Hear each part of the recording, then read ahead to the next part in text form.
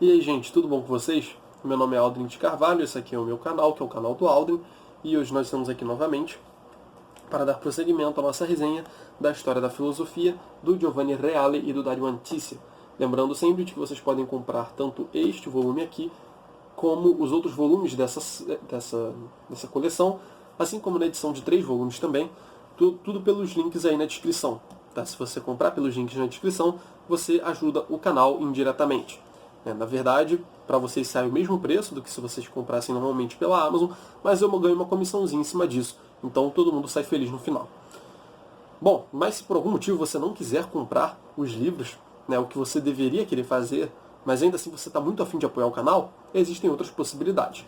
Você pode, através da chave Pix que tem aí embaixo, fazer uma doação de qualquer valor que você quiser para o meu Pix. Vocês também podem, através dos Super Chats, doar a quantidade que vocês quiserem. E durante as lives, toda sexta-feira que está tendo Sexta Patrística. E também vocês podem, através do Apoia-se, fazer uma doação mensal a partir de R$2. Você seleciona um valor ali e você vai ter seu vídeo mencionado aqui no começo dos vídeos, sempre. Além disso, você vai fazer parte do grupo incrível composto pelo Nivaldo, pelo Pedro Barbosa, pelo Pedro Henrique e pelo Matheus Reis, além de outras 2 pessoas que decidiram deixar o status do apoio privado, portanto eu acredito que elas não queiram ser mencionadas. Então sinta-se à vontade de apoiar o canal financeiramente aí por qualquer via que você quiser e também divulgando o vídeo para quem vocês acharem que possa se interessar por ele.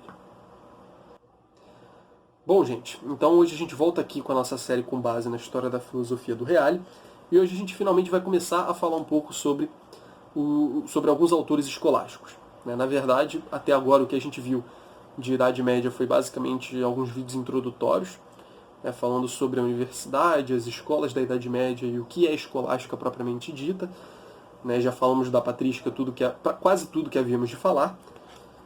E apenas nos próximos vídeos a gente vai voltar a alguns autores da patrística que servem como intermediários entre a patrística e a escolástica.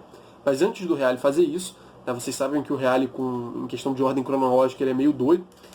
Antes disso, ele vai falar, enfim, de um autor escolástico, de um autor que é de fato da Idade Média, que é o Joaquim de Fiore.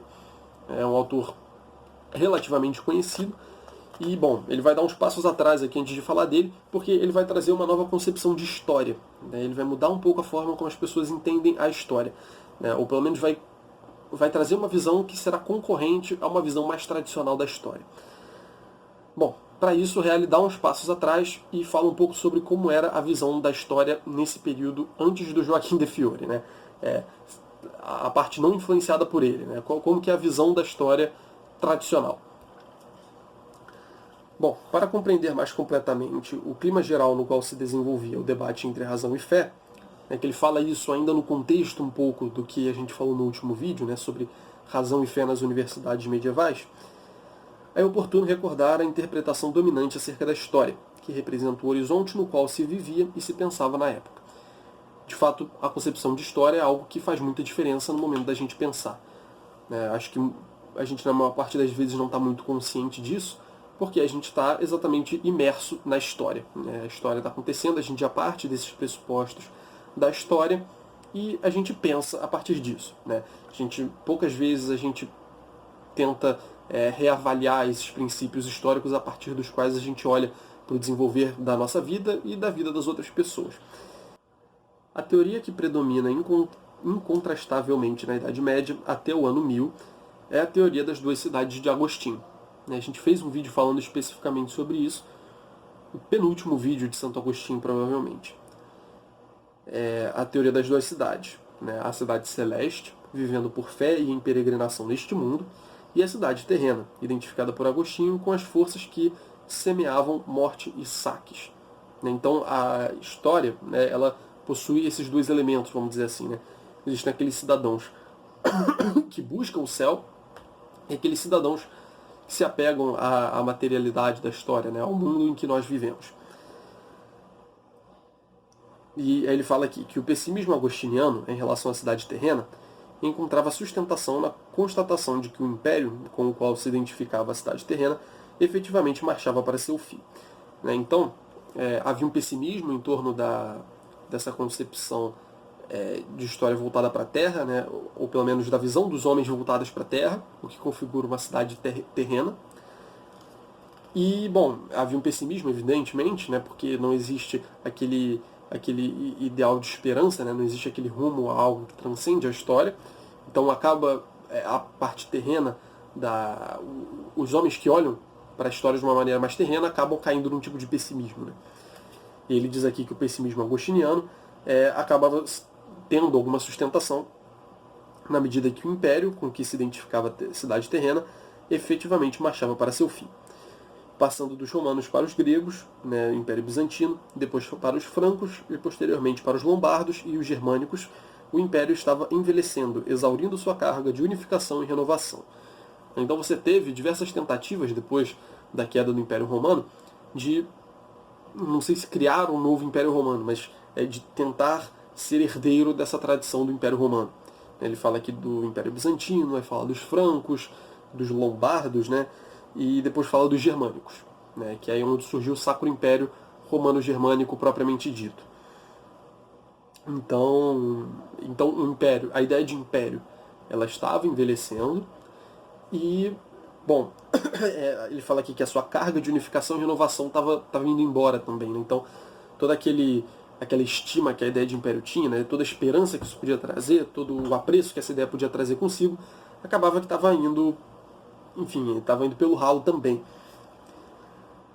Entretanto, com o nascimento do Sacro Império Romano, a cidade terrena não tinha mais uma entidade com a qual se identificar, porque o Império se apresentava como o corpo material da cidade de Deus, dando lugar a uma única cidade, ao mesmo tempo com aspectos terrenos e celestes, sagrados e profanos, com preocupações temporais e expectativas escatológicas. Então, com a vinda do Sacro Império Romano Germânico, pelo próprio nome isso já está implícito, havia preocupações para além da história imanente. Né? Havia, como ele fala aqui, expectativas escatológicas para além das preocupações temporais. Então, parece que a cidade terrena e a cidade celeste, espiritual, a cidade de Deus, parece que estavam, de certa forma reunidas nessa pessoa do Império Novo, né? Do novo Império que surgia. Ao dualismo originário, né, ao dualismo cidade celeste e cidade terrena, segue-se então uma espécie de monismo, marcado primeiro pelo predomínio das forças imperiais e depois das forças eclesiásticas. Então, primeiro, nesse novo império, prevaleceu, ele não fala aqui até que época, mas primeiro prevaleceu a força propriamente do império, né, a força, o poder temporal, e depois as forças eclesiásticas, né, da igreja começaram a exercer um pouco mais de influência. E nesse período, embora com modificações às vezes profundas, continua prevalecendo a concepção agostiniana da história, à medida que o sentido da história é estabelecido naquele fio providencial que, sob a guia da igreja, conduz os homens para a cidade celeste. Então, acabou essa concepção, prevalece nessa concepção de Santo Agostinho, continua prevalecendo, só que vai sofrendo algumas modificações. Enfim, ainda existe essa expectativa, né, em relação a uma cidade que vem, só que, por uma questão de contexto, algumas expectativas, algumas distinções, né, parece que acabam mudando um pouco. Dado esse contexto do novo império, que parece que não admite mais, de uma maneira muito rígida, essa separação entre cidade celeste e cidade terrena. E aí, esse foi o item 5 aqui do capítulo... Que capítulo é esse? Do capítulo 3º, falando sobre a universidade. Eu não entendi porque que ele jogou isso no capítulo da universidade. Mas eu sei que o próximo capítulo, né, o capítulo 6º, agora sim, enfim, o capítulo do Joaquim de Fiori. Né?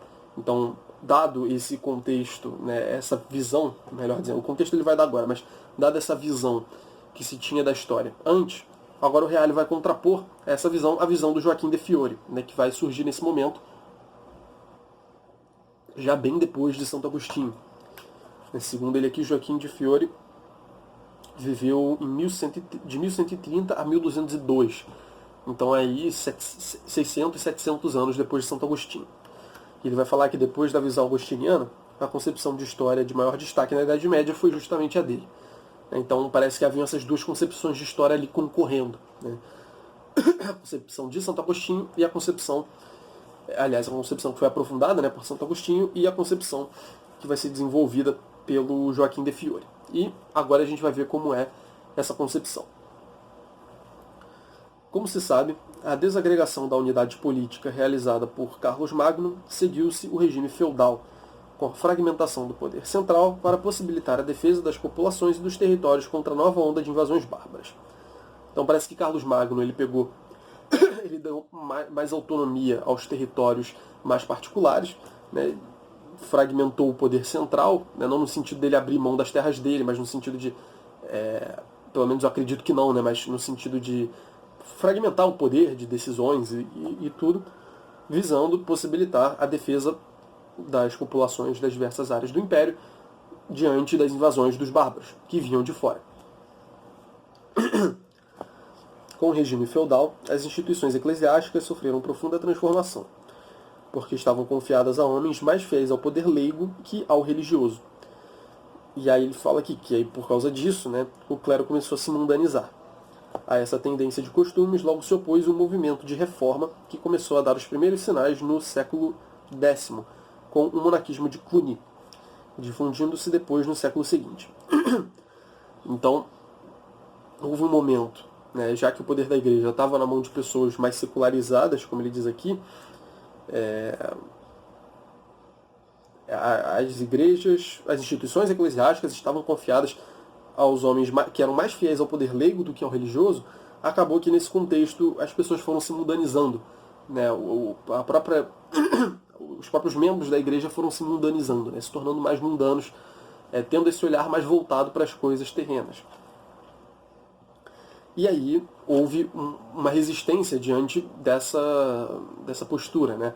Diante dessa mundanização, que começou ali com o Mosteiro de Cluny, e ele fala aqui que encontrou sua expressão doutrinária mais completa em Gregório VII, do qual tomou o nome de Reforma Gregoriana, que inaugurou a nova fase histórica, já que a ideia tradicional de fuga do mundo foi substituída pelo ideal da conquista cristã do mundo. É a época das cruzadas. Então, a ideia de fuga do mundo, né, de que o cristão está se preparando constantemente para sair desse mundo um dia, foi de certa forma substituída, né, pelo ideal da conquista cristã do mundo. Né? Então agora o cristianismo vai conquistar o mundo. Agora o cristianismo vai se expandir pelo mundo. Né? E não ficar só tão voltado ao que vai acontecer depois de morrer, mas trouxe também essa preocupação que tem até um viés meio imperial também, né? No sentido de que vai se expandir e vai conquistar novos territórios. Né? Então o cristianismo ele precisa se expandir pelo mundo, ele precisa conquistar o mundo também, dada essa nova mentalidade que, segundo Reale, veio com a reforma gregoriana. Essa reforma da igreja, que levou à concentração de todo o poder religioso e secular nas mãos do pontífice romano, provocou uma mundanização diferente da igreja, implicada em acontecimentos políticos e, portanto, envolvida em lutas e rixas que afastavam sua atenção dos problemas propriamente religiosos. Então começou a ter essa mistura aí de problemas seculares, de problemas temporais com problemas espirituais, e aí começou a dar um monte de problema. E ele fala aqui que, com efeito, o século XII foi um dos mais tempestuosos, com as sanguinolentas lutas das comunas contra o Império, o dissídio entre o papado e Frederico Barbarroxa, com duros conflitos que levaram à eleição de 3 antipapas. Ele cita aqui Vitor IV, Pascoal III, Calixto II, opostos a Alexandre III, a queda de Jerusalém em 1187, jogando por terra o grande sonho medieval do qual nasceram as cruzadas, crueldade e repressão contra a feudalidade eclesiástica e leiga, fiel à tradição normanda, por parte de Henrique VI de Suévia. E a isso acrescentem-se as inúmeras desordens morais que afligiam a igreja feudalizada e mundanizada, contra as quais São Bernardo erguia em vão sua voz de advertência. Então rolou todo esse conjunto de treta, todo esse conjunto de coisas ruins acontecendo. E aí, com tudo isso, e considerando também esse novo olhar, né, da igreja que estava se consolidando para o mundo, acabou que inúmeras desordens morais acabaram afligindo a igreja. Né? Então, a partir do momento em que a igreja passou a olhar muito para o mundo, né, ter preocupações muito mundanas, né, os membros da igreja, vários dos membros da igreja, acabou que, enfim, rolavam várias coisas imorais associadas à igreja. Né? Os membros da igreja cometiam inúmeras imoralidades, né, que é um estereótipo que a gente já está acostumado a ver atribuído à Idade Média. Mas percebam que isso aqui parece que tem um período meio específico em que isso acontece. Pois bem, e é nesse contexto, por fim, então, fechando todo esse contexto, 20 minutos de contexto aqui, reconsiderando o mistério trinitário, Joaquim de Fiore, né, finalmente o autor de hoje, propõe uma mensagem reformista escatológica, uma espécie de renovatio moral e religiosa, alimentando a expectativa de uma iminente terceira idade, que é a do Espírito. Então ele anunciava, né, que um novo tempo, né, um novo momento estaria para chegar, né, que é exatamente essa idade do Espírito Santo. E ele fala aqui que a idade do Pai e a idade do Filho deveria seguir a idade do Espírito, marcada por uma palingenesia total e que não tardaria a se realizar, libertando os homens das contradições em que haviam caído. Então, já havia acontecido a idade do Pai, né, a história agora estava dividida em uma idade do Pai, que já havia acontecido, uma idade do Espírito, aliás, uma idade do Filho, que estava acontecendo, e depois uma idade do Espírito Santo, né, que viria, e aí seria marcada por uma palingenesia total e que não tardaria a se realizar, libertando os homens das contradições em que haviam caído. Entendida como a suprema e definitiva manifestação do divino na realidade da história, essa terceira idade representava e expressava o desejo difuso de renovação radical existente, no sentido da libertação do peso das instituições e problemas de ordem terrena. Então, é claro, né, provavelmente havia alguma justificação teológica e filosófica para isso, para essa postura tão diferenciada assim do Joaquim de Fiore. Mas ele fala aqui que isso acaba exprimindo, né, expressando um desejo que a maior parte das pessoas tinham, né, ou várias pessoas tinham, de uma renovação na vida espiritual, na vida moral da igreja. Dado que estava acontecendo tanta desgraça e dentro da própria igreja, em termos morais, estava acontecendo tanta coisa esquisita. Bom, parece que essa mensagem de que vem uma terceira idade aí, né, de que uma terceira idade está por vir, é algo que traz muita esperança, né? Principalmente aqui, como ele está situado no ano 1000, a gente consegue ter uma ideia, né? Porque aí, se não me engano, tá? Tô tentando trazer informações de fora aqui, mas se não me engano, a idade do Pai, ela corresponde à idade do Antigo Testamento. E a idade do Filho são os 1000 anos após a vinda de Cristo, né? Que reinará por 1000 anos, né? Tem isso na Bíblia em algum lugar, em alguns lugares eu acho que em mais de um lugar. Então, certamente tem algum fundamento isso, bíblico, mas enfim, hoje em dia é considerado uma heresia. Mas de todo modo, isso expressa essa vontade, principalmente quando a gente vê nesse contexto, que acaba encaixando muito bem, né? Jesus Cristo parece que reinaria por 1000 anos, que é exatamente esse tempo depois da vinda de Cristo que começam a surgir essas crises muito profundas dentro da igreja, né, perto dos 1000 anos depois da morte de Cristo. E depois então viria a vinda do Espírito Santo, né? Então todas essas desgraças que estão acontecendo agora, era para ficar tranquilo quanto a isso, porque ainda estaria por vir a vinda do Espírito Santo, né? A idade do Espírito Santo, que aí traria sim uma renovação para a igreja e para a história e para todas essas coisas ruins que estão acontecendo.